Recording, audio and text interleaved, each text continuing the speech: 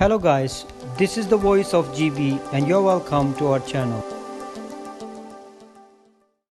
ناظرین، آج ہم گلگت بلتستان کی پری ہسٹری سے لے کر 1947 تک کے تاریخی واقعات کا کرونالوجیکل آرڈر میں بات کریں گے۔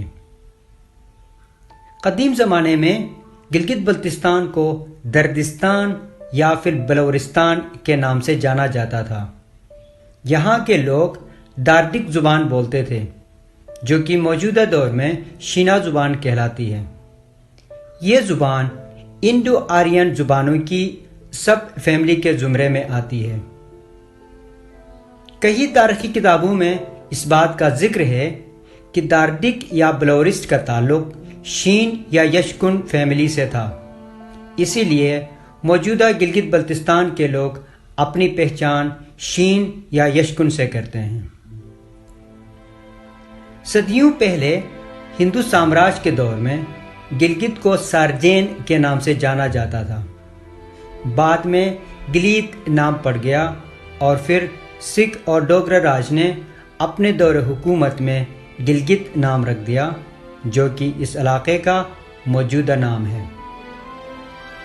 6 صدی سے 8ویں صدی تک گلگت بلتستان، لداخ، کشمیر اور آس پاس کے علاقے ڈوگرا سامراج کے زیر تسلط رہے۔ 9ویں صدی سے 12ویں صدی تک اس ریجن میں بدھ مت کی حکومت رہی۔ شری بدت آخری بدھ مت حکمران تھا۔ شری بدت کے بارے میں مشہور ہے کہ وہ آدم خور بن چکا تھا اور انسانوں کا گوشت کھاتا تھا۔ مقامی لوگ اس حکمران سے بیزار آ چکے تھے۔ شری بدت کی بیٹی نے ہنزک کے پرنس شمشیر سے شادی کی اور ایک روایت کے مطابق اس نے اپنے باپ کو خود مار دیا اور لوگوں کو اس آدم خور بادشاہ سے نجات دلا دی۔ دوسری روایت کے مطابق شمشیر نے شری بدت کی بیٹی کی مدد سے گلگت پر حملہ کر دیا اور شری بدت کو زندہ جلا دیا، اور پھر یوں شمشیر گلگت بلتستان کا پہلا مسلمان حکمران آیا۔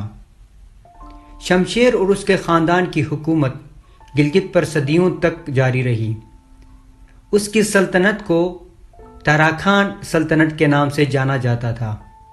اس خاندان سے کئی حکمران آئے، جن میں اظہر، خسرو، فردوست، یابی خان، محمد خان اور عباس شامل تھے۔ اس سلطنت کا خاتمہ عباس کے دور حکومت میں 1805 میں ہوا۔ پھر اس علاقے میں کئی مقامی حکمرانوں نے حکومت کی۔ ان مقامی حکمرانوں میں سب سے پہلے سلیمان شاہ، جو کہ یاسین کا بادشاہ تھا، نے 1805 میں عباس کو شکست دے کر گلگت پر اپنی حکومت قائم کی۔ آزاد خان، جو کہ پونیال کا حکمران تھا، نے شیر قلعہ کے مقام پر سلیمان شاہ کو شکست دے کر گلگت پر اپنی حکومت قائم کی۔ اس کے بعد طاہر شاہ، جو کہ نگر کا بادشاہ تھا، نے آزاد خان کو شکست دے کر اپنی سلطنت قائم کی۔ طاہر شاہ کے وفات کے بعد اس کا بیٹا سکندر حکمران بن گیا۔ چند سالوں بعد گوہر رحمان، جو کہ یاسین کا حکمران تھا، نے سکندر کو شکست دے کر گلگت پر اپنی حکومت قائم کی۔ سکندر شاہ کا بھائی کرم خان اس لڑائی کے دوران بھاگ کر گور چلا گیا اور اس نے کشمیر کے سکھ بادشاہ سے مدد کی اپیل کی۔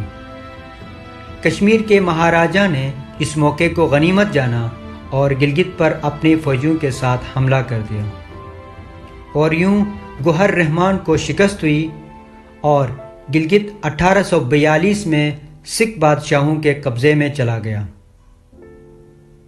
1846 میں یاسین کے راجا گوہر امان، جو کہ گوہر رحمان کا بیٹا تھا، نے پھر گلگت پر قبضہ کر لیا اور سکھ سامراج کو شکست دی۔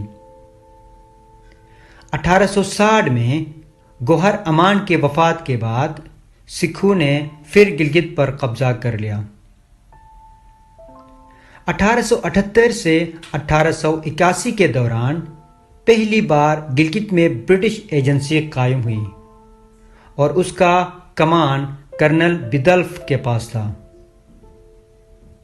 1889 میں برٹش ایجنسی میں تبدیلی ہوئی اور برٹش اور مہاراجہ آف کشمیر نے آپس میں الحاق کیا اور یوں ان دونوں نے مل کر اس علاقے میں حکومت کی۔ ناظرین، 1935 میں برٹش نے گلگت بلتستان کو 60 سالوں کے لیے مہاراجہ ہری سنگھ سے کرائے پر حاصل کر لیا۔ 1947 میں جب پاکستان اور انڈیا کی آزادی کا اعلان ہوا تو برٹش نے یہ علاقہ ہری سنگھ کو واپس کر دیا اور مہاراجہ ہری سنگھ نے گنسارا سنگھ کو یہاں کا گورنر مقرر کر دیا۔ جب اکتوبر 1947 کو مہاراجہ ہری سنگھ نے جموں اینڈ کشمیر کو انڈیا کے ساتھ ملانے کا اعلان کیا تو گلگت میں موجود میجر براؤن نے گنسارا سنگھ کو قید کر دیا اور مہاراجہ ہری سنگھ کے خلاف بغاوت کا اعلان کر دیا۔ مقامی لوگوں اور مقامی راجاؤں کی مدد سے گلگت اسکاؤٹس نے 1 نومبر 1947 کو مہاراجہ ہری سنگھ کے فوج کو شکست دے کر گلگت بلتستان کی آزادی کا اعلان کر دیا۔ گلگت بلتستان 16 دنوں تک ایک آزاد ریاست کے طور پر برقرار رہا، لیکن 16 نومبر 1947 کو گلگت بلتستان پر پاکستان نے قبضہ کر لیا۔ ناظرین، ہم اپنی اگلی ویڈیو میں 1947 سے 2019 تک گلگت بلتستان کے تاریخی واقعات پر بات کریں گے۔ ہمارے چینل کو سبسکرائب کرنا نہ بھولیے گا۔ آپ سب کا بہت شکریہ۔